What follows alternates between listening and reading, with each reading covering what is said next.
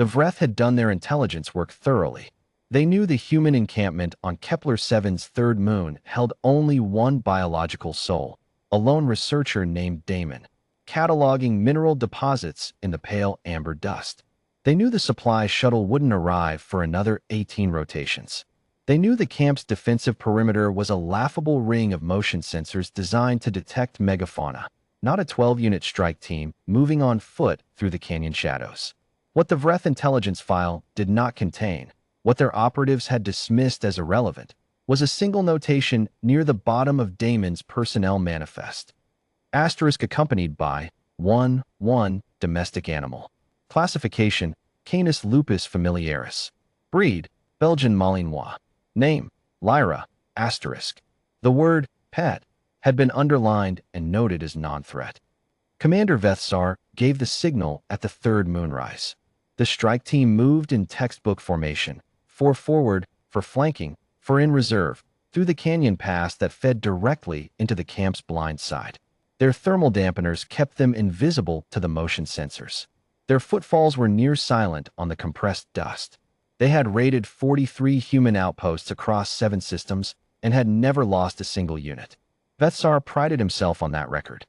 The camp appeared exactly as surveilled, 3 modular habitat units arranged in a loose triangle, a geological survey drone charging on its pad, crates of equipment stacked under polymer sheeting. Lights burned in the central hab. The human was presumably inside, unaware. Vethsar raised his claw. The team spread out. This would be over in under a minute. He never heard anything. One moment, Operative Keth 2 was moving to the left flank. The next, there was a sound. Not quite a bark, not quite a snarl. Something lower and more deliberate, like a predator announcing that it had already decided the outcome. And Keth 2 was simply gone, dragged sideways into the dark between 2 equipment crates so fast the movement barely registered on thermal. Then the screaming started. Inside the central hab, Damon's eyes opened before he was fully conscious. He'd lived with Lyra for 6 years. He knew every sound she made. The playful yip, the alert bark, the warning growl. What he was hearing now from outside wasn't any of those. That sound was work. He was out of his bunk and into his boots in 4 seconds. His sidearm came off the magnetic mount beside the door, a civilian-grade plasma pistol, mostly carried for megafauna deterrence. He checked the charge, 90%. Then he stopped, hand on the door panel, and listened. Outside, something shrieked in a register he'd never heard from any creature native to this moon. Vreth, he realized. He'd encountered them twice during his prior posting on Kepler-4. He knew their vocal cords produced sounds in a narrow upper range when they were in distress. There were a lot of distressed Vreth outside. Damon exhaled slowly. He tapped his comm link. Colony Command. This is Researcher Damon at Survey Post 7.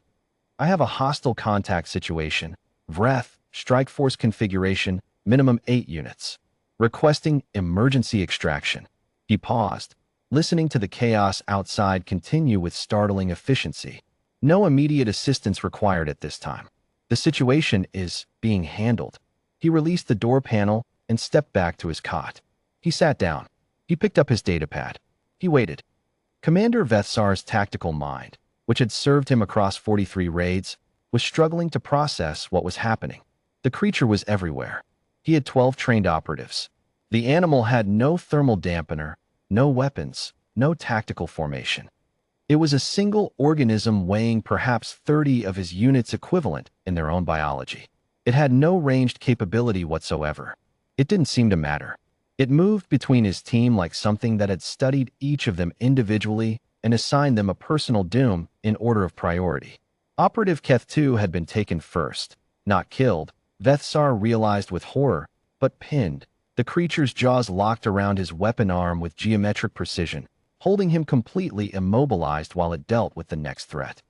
Operative Jeth V had discharged his weapon twice and had somehow managed to hit neither the animal nor anything useful, and was now folded against a crate, clutching his foreleg where the creature had redirected his own momentum into the equipment stack. The animal did not bark. It did not make unnecessary sound. It breathed hard.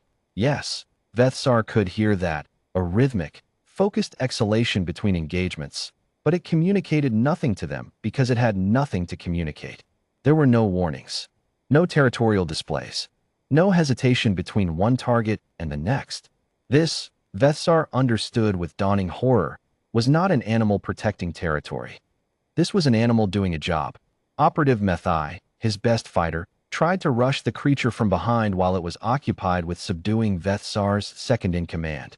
The animal released the second-in-command, not fled, released, deliberately, as if noting an interrupt in a queue, pivoted on its hindquarters with impossible speed, and met Methai's charge with a full-body redirect that sent his best fighter cartwheeling across the dust. Before Methai could recover, the animal was back on the second-in-command, resuming precisely where it had left off. It was multitasking. Vethsar had 12 operatives and a perfect record. In 43 raids, he had never given the order to retreat. "Fall back," he said, his voice barely his own. "Fall back." 3 of his remaining mobile operatives turned to run. The creature let 2 of them go. The third, Operative Rin 9, who had been positioned closest to the habitat unit, closest to the human, was collected within seconds, folded neatly onto the ground with a grip on the back of his neck that held him immobile without visible effort. It held him there and looked at Vethsar. Just looked. Vethsar had faced human soldiers. He had faced their war machines and their engineered bioforms and their automated defense platforms. He had always found humans, as a species, slightly absurd, too soft, too slow, too reliant on their tools. The animal kept looking at him. He dropped his weapon. It hit the amber dust with a sound that felt like a verdict. The habitat door opened. Damon stepped out into the pale moonrise light, plasma pistol holstered, datapad under his arm. He surveyed the scene with the calm expression of a man who had done paperwork on stranger mornings. 6 Vreth operatives were on the ground in various states of immobility. 3 were pinned against the equipment crates. 2 had fled into the canyon. 1, the large one, the one with the commander's insignia on his shoulder plate, was standing very still, weaponless, staring at his dog. Lyra sat in front of Vethsar, tail making one slow, businesslike wag when she saw Damon emerge. "Good girl," Damon said. Her tail wagged again, twice, with visible satisfaction. Damon looked at Vethsar with something that wasn't quite contempt and wasn't quite sympathy. "You raided a human camp," he said simply. Vethsar said nothing. The manifest listed her as a pet. Damon glanced at Lyra, who was still watching the Vreth commander with the patient focus of a professional. Technically accurate.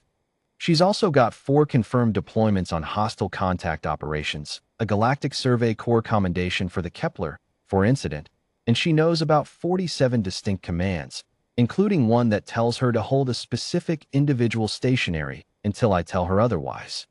He looked at Vethsar again. "That's the one she's using right now." Vethsar lowered his eyes. "What command releases it?" "I haven't decided yet," Damon said pleasantly. He opened his datapad and began typing. "I'm filing the incident report first. Colony Command likes the paperwork done in real time."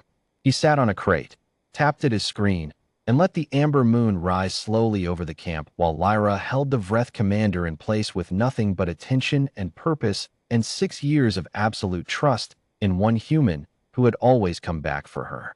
The extraction shuttle arrived 40 minutes later. The Vreth were alive. All of them. Even the 2 who'd fled into the canyon had been recovered, found sitting quietly in the dark, apparently unwilling to test whether the creature was still tracking them. The attending colonial officer reviewed the scene, the immobilized strike team, the single human, the dog sitting at his heel. "She do all this?" "She was on guard duty," Damon said. The officer looked at Lyra. Lyra looked back with calm, amber eyes. "Does she want a commendation?" Damon considered this seriously. "She'd prefer the good treats. The ones in the blue packaging." The colonial officer made a note. The Vreth, in the subsequent intelligence review, updated their operational files. Under the heading Human Domestic Animals, the notation non-threat was removed. In its place, 3 words. "Do not engage."